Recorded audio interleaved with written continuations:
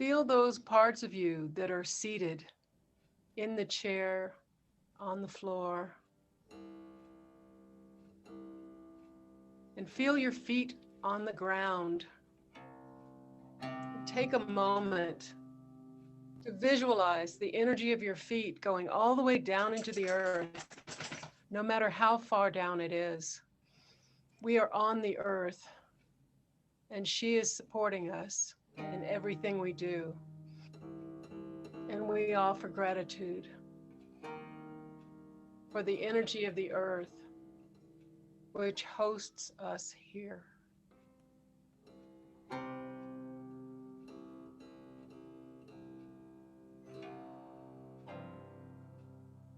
coming back to the rhythm of your breath as I speak.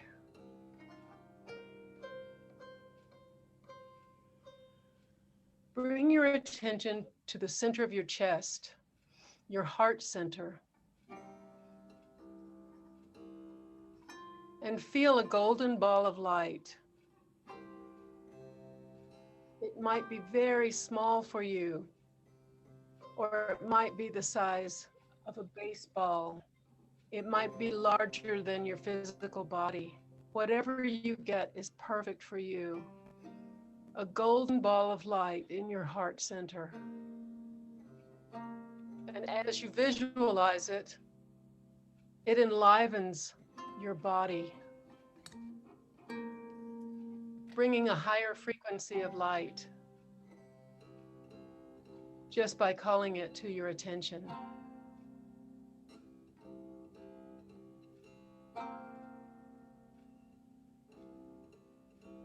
And now, using your creative imagination and feeling this beautiful high frequency of light,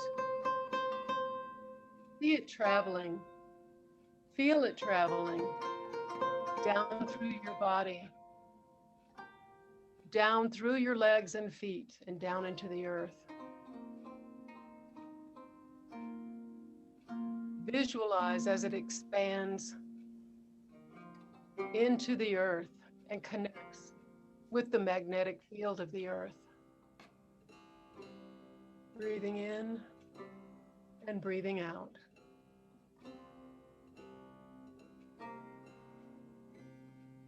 And now see as your attention and this light travel under the surface of the earth until you find the roots of a tree. It might be a tree in your imagination, or it might be an actual tree where you live.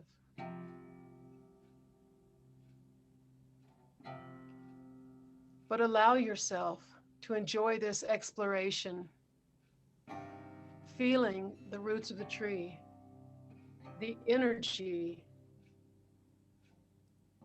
The roots might be expanding outward or drawing water from the soil.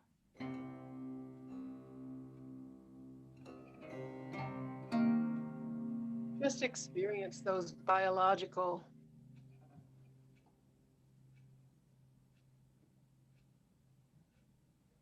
exchanges. And allow your attention to go up the roots.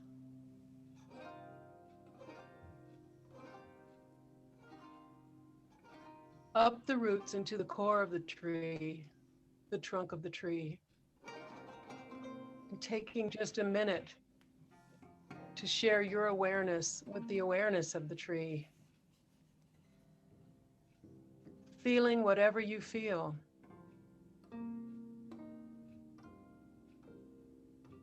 The fluids, the cells, the difference in the cells. It is as if you have merged with this tree and you are sharing your consciousness with the consciousness of the tree.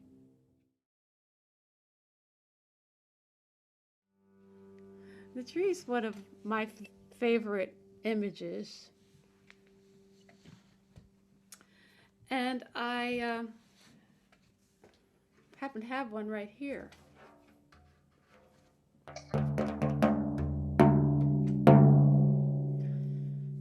So I'm going to share some of the images that I've painted on the frame drum. The frame drum is one of the most ancient musical instruments, which was mostly played by women.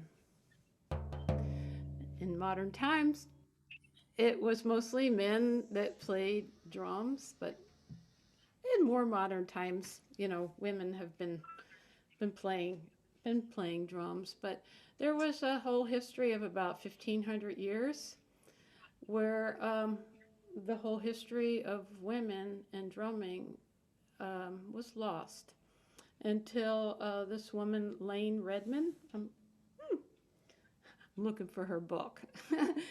It's around here somewhere. But she wrote a book in 2013 about, it's called When Women Were Drummers. So she was an artist, and then she saw a little sign across the street from where she was going to art school. And then actually Glenn Velez happened to be there, and he became her teacher and taught her about the frame drum. And Glenn had a lot of images of the ancient imagery of drums. And Lane noticed that they were all women, that they were women. So then she traveled around the world and took pictures of cave paintings and sculptures, and that's where she rediscovered this whole history of women. And so the women, this was back in a long time ago, 40,000 BC. It was in the Paleolithic period where people would graze, and there was no history of wars. But the women were the priestess, and they communicated with the drum, honoring, communicating with the goddesses. And then there was a period where the drums were taken away from the women, and it was, and so the women were not allowed to play the drum when the churches came in, and they built ceremonial sites, built churches on top of the ceremonial sites. So I'm going to share some of my imagery of frame drums. So this drum is about 30 inches. It's a very big drum, so it has very deep vibration. So shamans use these drums as well, and these are very high vibration drums. So when one plays them at like the steady beat, it can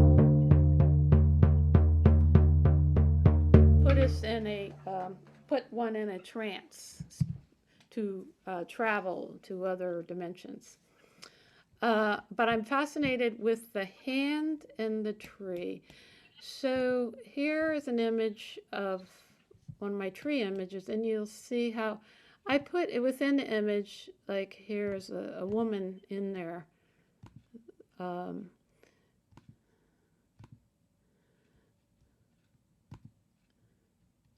And here I have a phoenix in the tree. And I'll also look at horses, kind of some type of a horse, but as power symbols as well. And the phoenix is the symbol of transformation, of life, death, rebirth. And what I do, I look at the drum and what imagery is already there. Like over here, you'll see this is drum. This is the drum. It's a skin. This is a goat skin, and so the skin already has something in there. So I look at what's already there, And then that's what informs me of what to paint.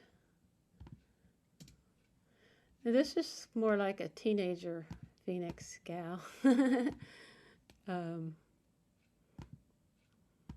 So you see, all in here, this is the natural. I just added a little color to it, but this is all the natural, what's already there. This drum is another large 30-inch drum.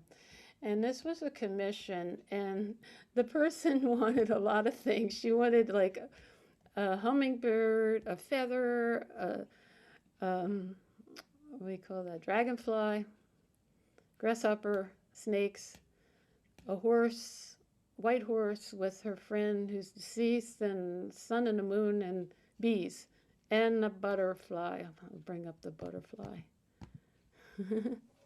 So somehow I managed to get them all in there.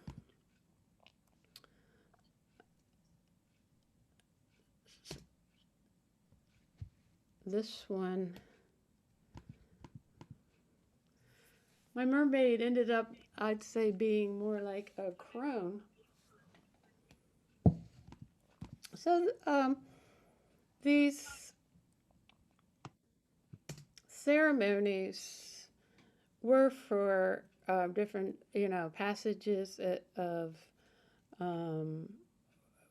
the seasons and life passages where the drum was used. This was also commissioned by my dear friend Lynn. She wanted 2 birds in a tree. I said, that's right up my line. This is also a very big 30-inch drum where she has it hanging on the wall. So you can use these as paintings. This is one of my favorite, the owl. And Janey and I, we discovered we had a new cousin that found us, and his wife is actually a sound healer. And so when we get together, we have a good sound healing time. This is the drum I was playing, and you can see, as I showed, the imagery of the woman within the tree. This one is another big 30-inch drum, and you see here where this was what was already happening. That kind of informed me of so I ended up with these white cranes, and another. I just find trees so powerful. They have so much to teach us. And part of the drum, the frame, is made from tree. I always liked that when I was a kid. I always liked that that magazine called Highlights, and they had something. There was always you saw the picture and there was something hidden in there. So I think that influenced me. So here, do you see this? It's kind of a different kind of mermaid here. And the crane is sacred to me. I find it a spirit bird that I have 2 friends that are deceased, and they come to me through the blue heron or heron. And whenever I see one, I'm just like, oh, thank you. I'm so delighted. It's just like feels like a spiritual message to me. And this is another really big drum. And this one, she appeared. She's sort of like a female Hanuman. She's got a bird hand. But if you look in this tree here, there's a lot of more like animals in there. And a little bit for you.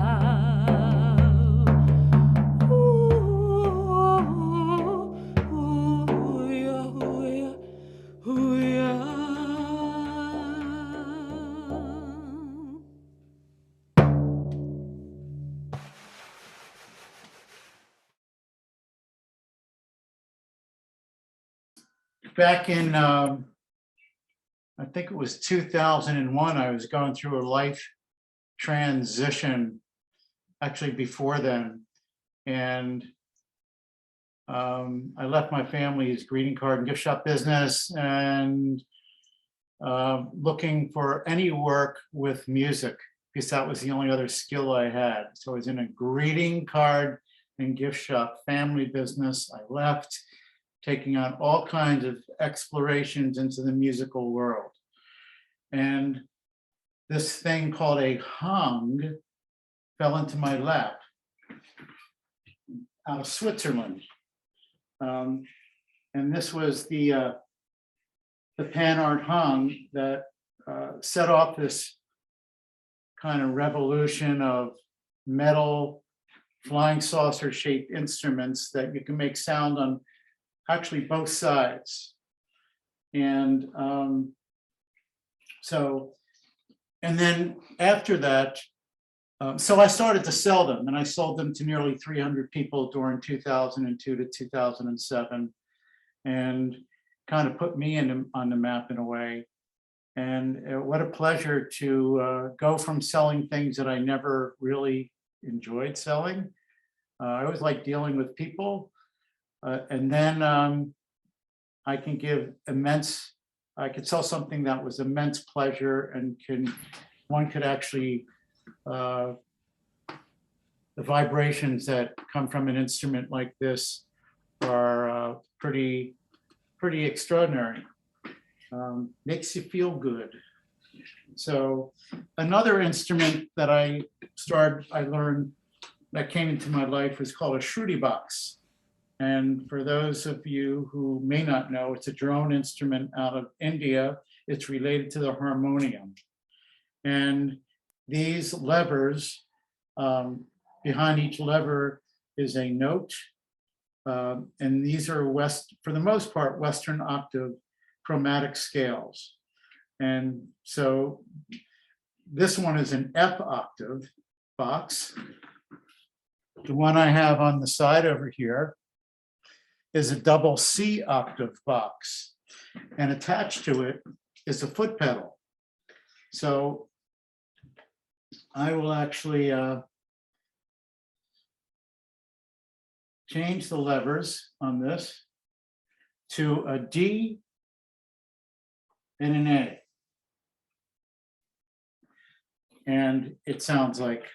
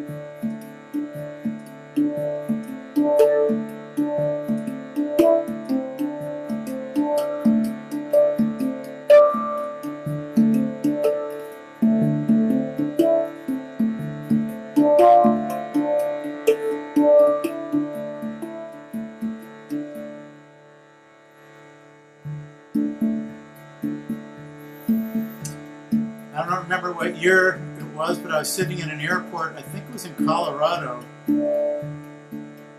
probably around 2006 or 2007.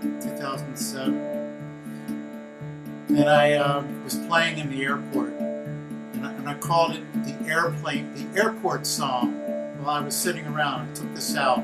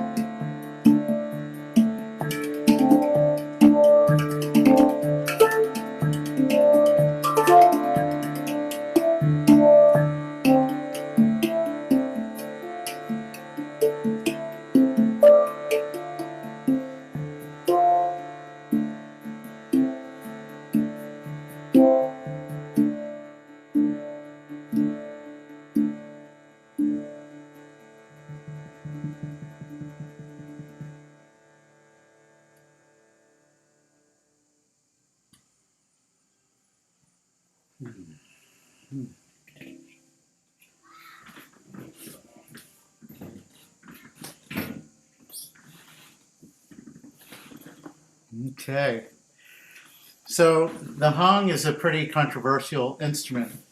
PanArt Hang, born in the year 2000 in Switzerland. Unfortunately, there is huge litigations going on about copyrights right nowadays on hundreds of other makers that they call hand pans, the generic name. And it's kind of a mess.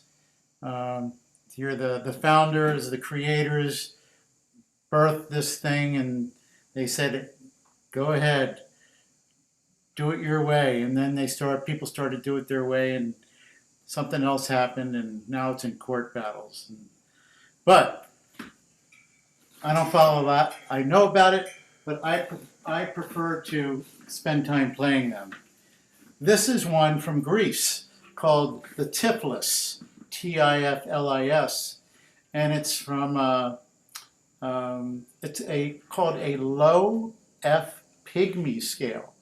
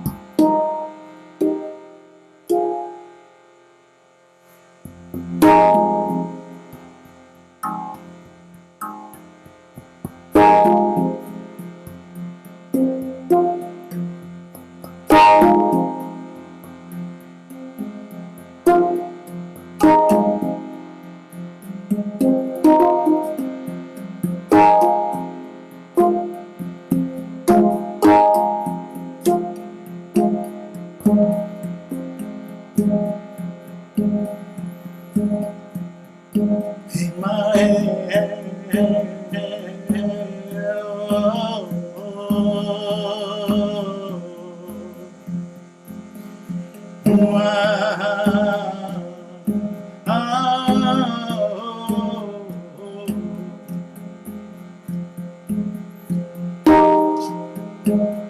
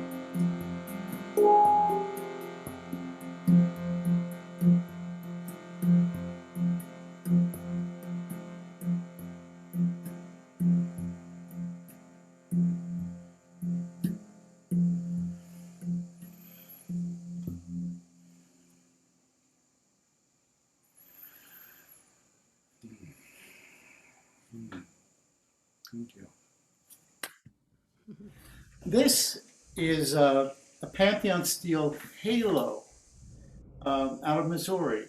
This came out in the year, I think, 2006. It was one of the first inspirations that came out of the Hang in Switzerland. What's different about this particular model is this is a hybrid model. And most of the hand pans or Hangs have this dome in the middle, and it was known as the ding. The other thing that PanArt has, you can play it like this. Can you hear that? Can you hear that bass?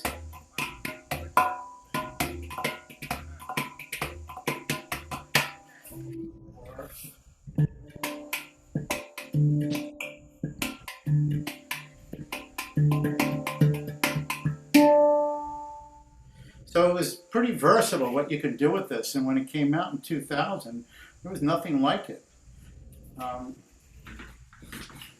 So all these other creations, including the tipless that I played prior, you could play the back. You can on this one, but as well, but not as, the sound is, I don't find as pleasing. But what the maker did was he created these he took the dome note out and he put these four high notes in. So there's actually 11 notes on this, and he put the lower bass note on the side over here. And that Hang in the early days sold for, I was a US distributor for 5 years, and the first model, which I have on the shelf up here, sold for $345. And in the 6 years that I was selling them, this new generation, second generation hung, when I stopped selling them, sold for $1,500. And then throughout the years, the most expensive one hung, because they were the only kid in, on the block, only kid in town, sold for $23,000 for just one. And anyway, it's just a little side story to, these collector's items. So.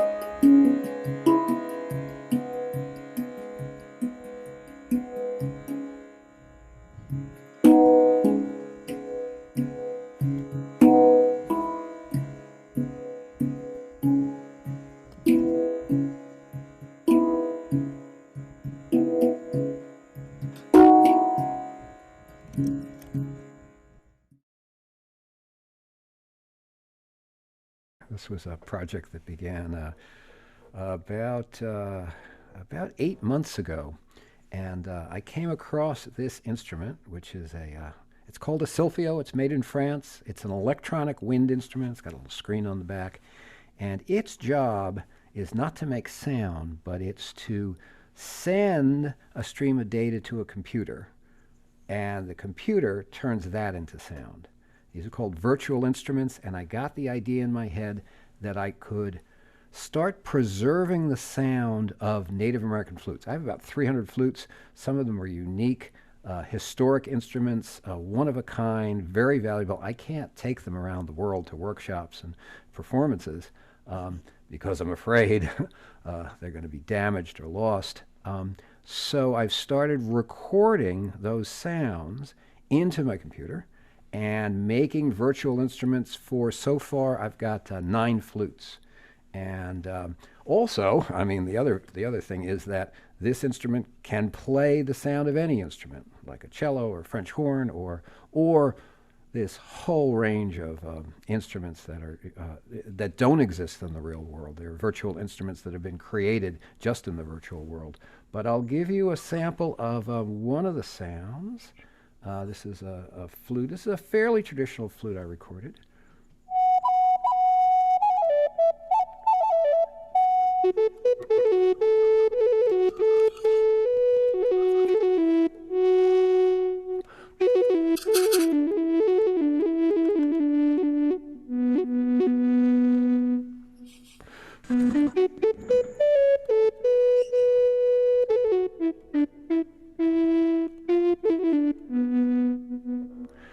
The things about these virtual instruments is that I can put several together in a single instrument and get away from the problem that native flutes have, because they have a very limited range. They have like about an octave and a third.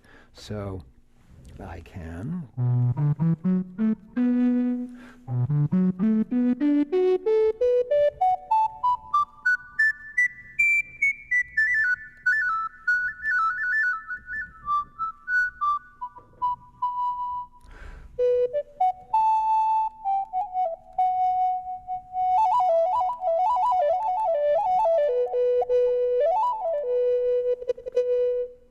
So that's the idea. I actually have queued up, this is my rig in the back, and it allows me to, let's see, I'm going to switch to the sound of a flute I recorded, which was made in 1892. This is the oldest flute I have, and there's only one of them. And it's got I've kept the very limited range of this, so it only plays within a very narrow range. And I can change the key to play in the range of that flute, and I'll play something in a traditional style.